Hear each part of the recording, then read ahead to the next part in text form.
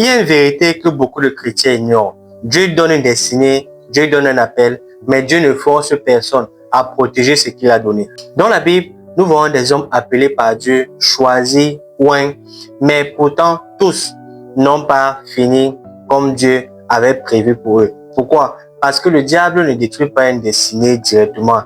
Il fait autre chose. Il aveugle, il séduit, il presse, il endort spirituellement. Et petit à petit, la personne elle-même sort du plan de Dieu pour sa vie.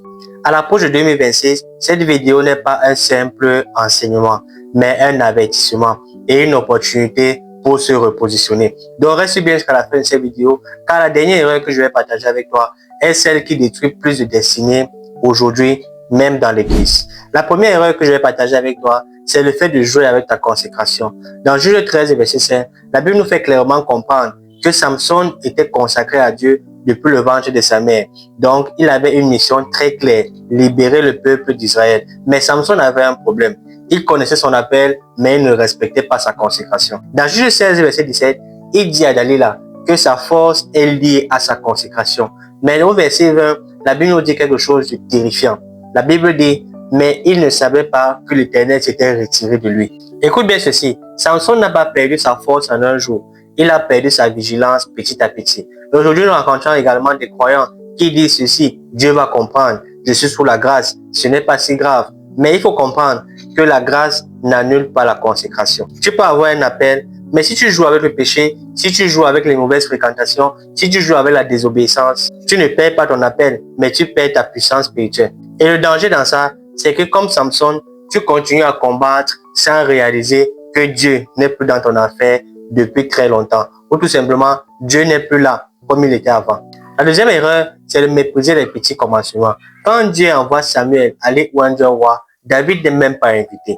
Mais la Bible nous fait comprendre, dans 1 Samuel 16, verset 11 à 13, que David a été un roi. Mais qu'est-ce qu'il a fait? Il est retourné pour garder les moutons.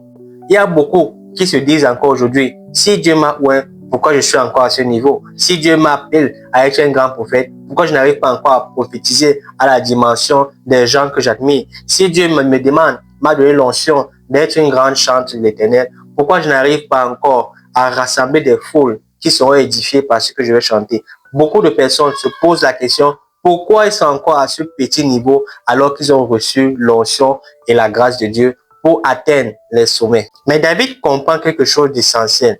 La prairie est une école. Quand nous continuons à lire la Bible dans 1 Samuel 17 à partir du verset 34, nous voyons où David nous fait comprendre que Dieu l'a préparé en tuant l'ours et le lion loin des regards. La Bible nous fait comprendre dans Zacharie 4 qui peut mépriser le jour des faibles commencements. Le diable aujourd'hui pousse beaucoup de personnes à mépriser leur position actuelle.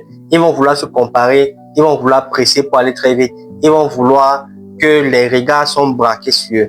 Mais écoute-moi bien, ce que tu fais faiblement dans le secret va préparer ce que tu vas porter en public. Je répète, ce que tu fais faiblement dans le secret va préparer ce que tu vas porter en public. C'est très important. Si à ce niveau de la vidéo, tu es déjà béni, tu es édifié par ce que tu viens d'écouter, je veux tout simplement que tu vérifies si tu es déjà abonné, si tu as déjà liké la vidéo. Ça va vraiment nous aider pour que cette vidéo à être vue par le plus grand nombre de personnes. Et partage également la vidéo si elle te bénit, si elle t'édifie. Ou tout simplement écrire en commentaire un message qui peut encourager quelqu'un qui va la lire. C'est très important si tu veux nous aider. Alors la troisième erreur que nous allons partager, c'est de forcer le temps de Dieu. Forcer le temps de Dieu. Saül attend Samuel, mais Samuel tarde et le peuple s'impatiente. Alors Saül fait quelque chose de très grave. Il offre lui-même le sacrifice. Dans 1 Samuel 13, verset 11 à 14, Samuel lui dit que son règne ne durera pas. Pourquoi? Parce que Saül a forcé une chose spirituelle hors du temps de Dieu. La Bible nous fait comprendre dans Ecclésiaste 3, verset 1, il y a un temps pour toutes choses. Il y a beaucoup de destinées qui sont endommagées, pas par des mauvaises décisions, mais par des bonnes décisions qui ont été prises au mauvais moment. Tu vas voir des mariages précipités, des projets lancés sans direction divine, ou tout simplement des choix faits sous la pression. Tu dois savoir que le diable sait qu'il ne peut pas t'arrêter, mais il va vouloir te pousser à aller trop vite et à sortir du plan de Dieu pour ta vie. Fais très attention et laisse-toi guider par le Saint-Esprit pour ne pas faire cette erreur qui peut te coûter très cher. La quatrième erreur, c'est de refuser la correction. Dans 1 Roi 12, verset 8, Roboam consulte les anciens, puis rejette leurs conseils pour écouter ses amis.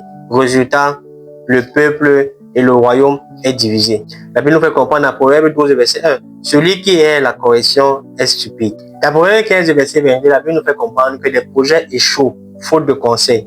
Quand quelqu'un refuse toute correction, ce n'est pas une forme de maturité. Au contraire, c'est souvent de l'orgueil déguisé. Le diable, qu'est-ce qu'il fait? Il isole souvent ceux qui ont une grande destinée. Si quelqu'un ne peut plus te corriger, te répandre, te pousser à réfléchir, à revoir tes décisions, sache que ta destinée est en danger.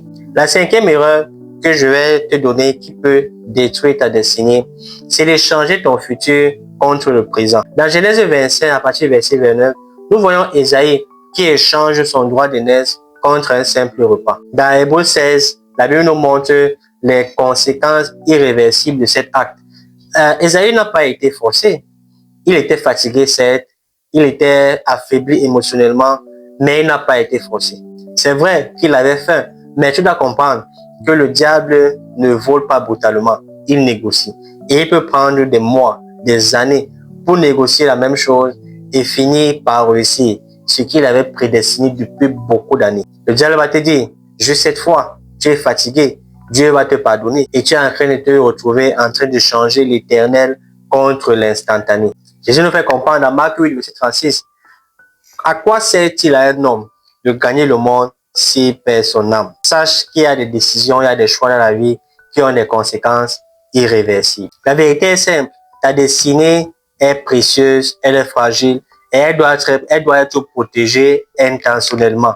La Bible nous fait comprendre dans Proverbe 4, verset 23, que nous devons garder nos cœurs plus que toute autre chose. La Bible nous fait comprendre également dans Romains 12, verset 1, que Dieu nous appelle à nous consacrer. À l'approche de 2026, Dieu demande à son peuple de se repositionner, de se réajuster et de se sanctifier pour ce qu'il veut faire avec nous en cette année glorieuse qui est 2026. Il faut marcher avec sagesse et compter sur la grâce, sur la bonté de Dieu et sur sa fidélité. Ta destinée ne se détruit pas en un seul jour, mais il faut la protéger chaque jour. J'espère que tu as été béni par cette courte vidéo.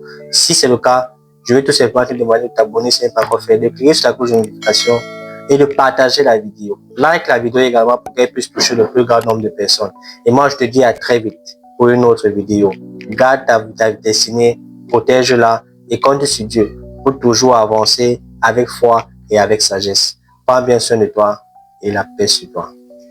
Shalom.